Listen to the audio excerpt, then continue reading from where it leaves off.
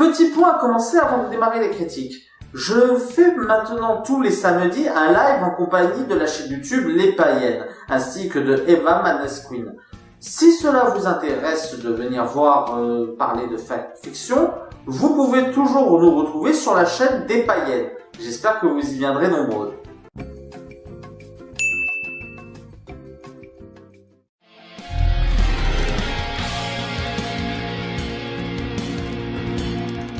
Trainspotting 2, film réalisé par Danny Boyle et scénarisé par John Hodge, qui est basé sur le livre de Irving Welsh. Avec Ewan McGregor, Ewen Bremner, Johnny Lee Miller et Robert Carlyle.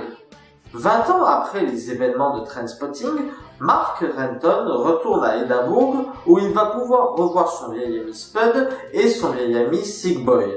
Mais ce dont il ne se doute pas, c'est que Begbie va s'évader de prison pour aller se venger.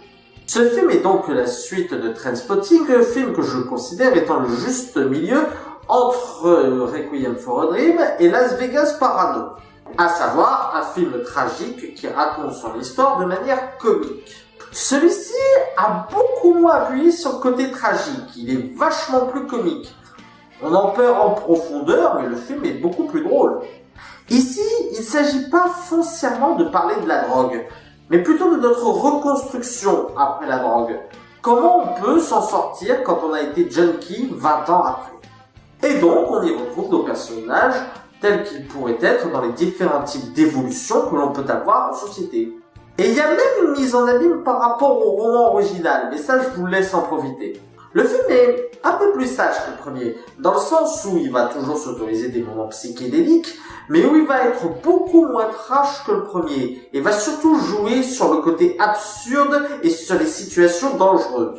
Enfin, ça n'empêche pas d'être symbolique à certains moments, notamment avec des plans débulés et certaines astuces de mise en scène qui vont symboliser le malaise des personnages, surtout dans leur reconstruction de vie. Et à ce moment-là, la mise en scène et les plans symboliques sont franchement bien trouvés.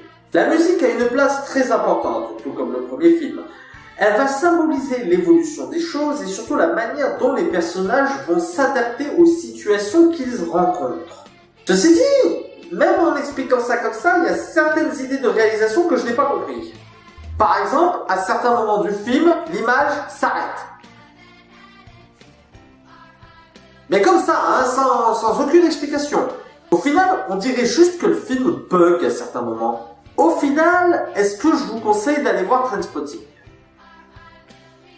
Ça dépend. Ça dépend en fait de votre ressenti par rapport au premier Trainspotting. Si vous avez vu le premier Trainspotting et que vous avez apprécié le côté drôle et trash de la situation, vous pourriez aller le voir, il est beaucoup plus drôle que le premier. D'un autre côté, si vous aviez apprécié Trainspotting justement pour son histoire tragique et sa représentation de la drogue, il y a des chances que vous y trouveriez moins votre compte. Et si vous n'en avez absolument rien à foutre de Trainspotting,